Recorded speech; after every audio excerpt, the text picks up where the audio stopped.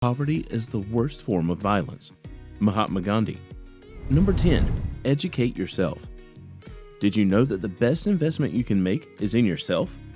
Investing in yourself means that you understand where you are and where you want to be. And educating yourself is a massive investment that you will reap for a long time.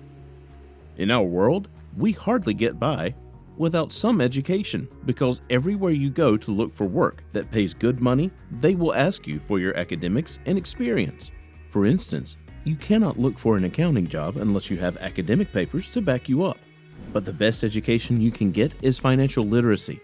Educating yourself about finances can set you apart and help you build property, because you will know how, where, and when to invest your money to climb the financial ladder.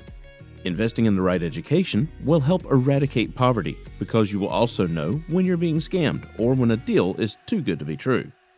The less knowledge you have, the easier it is to be conned by unscrupulous businessmen. And the great thing is, you can get an education without having to spend hundreds of thousands of dollars on school fees. Invest in education and you will surely escape poverty. Number 9. Learn and hone some skills. What do you do that earns you money? Is it housekeeping, plumbing, electrical works, software development, or building things with your hands? If it's something that brings you income, excellent. It means you already have a skill, and if you use it well, poverty will be a thing of the past. For example, if you love to play with wires, we are pretty sure you've been zapped once or twice, but have learned how to put them together to make a gadget work, right? If this is a skill you love, you should learn and master it. An electrician charges between $40 to $100 an hour, and if you want some specialty work done, expect to cough up to $500 an hour. Assuming you're charging $200 and work for 5 customers a day for an hour each, you'd make $1,000 every day. If you work 5 days a week, that's $5,000. Not bad, huh? Having a marketable skill can help you eradicate poverty and bring you financial freedom.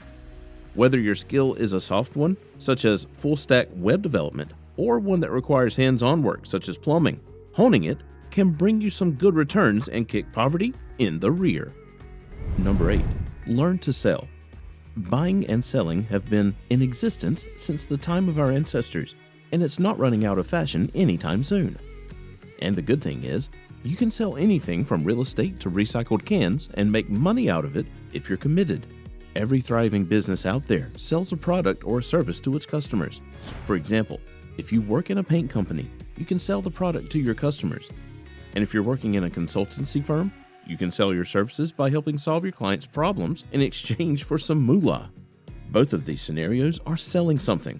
Have you ever convinced a person in your high school or university to buy some shoes you were selling? If yes, you already got the basic skills of selling.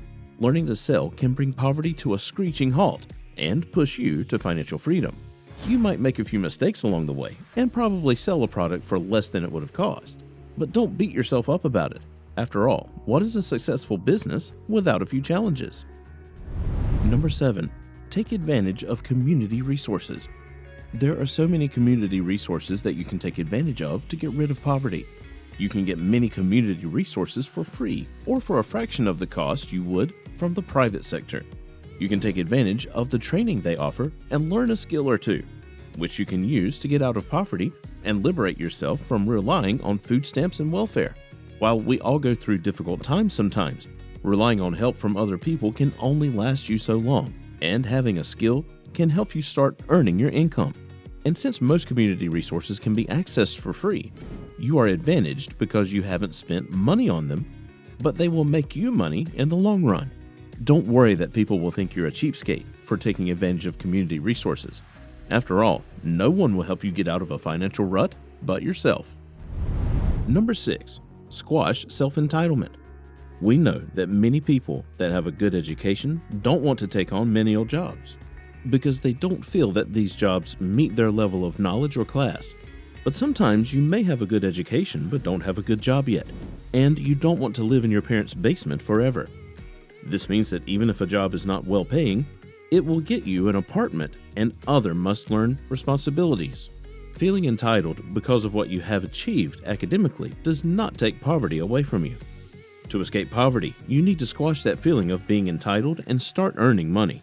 For example, if you have a degree in forensic science, we are sure that you dreamt of being employed by Boeing or JP Morgan Chase & Co. But before you can get there, there is no harm in flipping burgers and earning a clean $15 an hour. Working double shifts of 4 hours each can earn you $120, which can earn you up to $3,000 a month. Don't let entitlement rob you of financial freedom because you feel like the income is too little. We all have to start somewhere, and no money is too little if you know how to manage it. Or you can live in your parents' basement until you're too old to work and have nothing to show for yourself. The choice is yours. Number 5. Control your mind. The mind is a very powerful organ that can make or break you. But as powerful as it is, it does not have to control us because we have the power to bend the mind to our will. And because poverty starts from your mind, you can escape it by controlling your mind. For example, we all know that going to the grocery store on an empty stomach is a recipe for disaster. This is because our minds will tell our stomach that it needs food. And that's when we throw every edible thing into our shopping cart, hence spending money we had not planned for. You might find that you have spent $30 worth on snacks alone, and you had gone to the grocery store to buy a $5 cling wrap. By controlling your mind, you control your finances, which helps you stay away from poverty. If you see a sleek car that your heart tells you that you must have, you can control your mind into not making that purchase. If you let your mind control you, you end up poor, depressed, and buried in debt. To eradicate poverty, let your mind be your servant instead of your master. Number 4. Seek professionalism. Nothing makes the customer run in the opposite direction faster than mediocre service or product. Have you ever bought something that you absolutely hated and wanted to throw it in the trash can? We bet you've never stepped foot in that store again, right?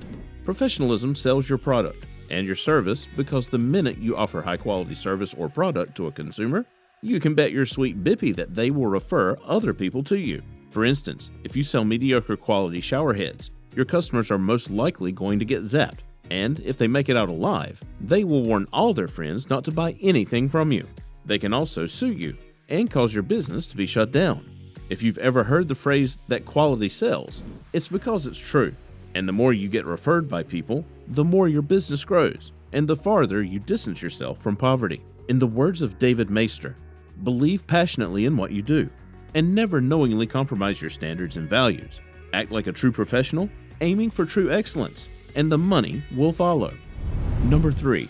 Get rid of poverty mentality. You can't compare me with you. You earn so much more. We're sure you've heard such a line from your friends or family, which is an excuse to blame you for their bad choices. But we say bollocks. We've always wanted to use that word, but seriously, that is a poverty mentality, which is an attitude that you can change if you want to.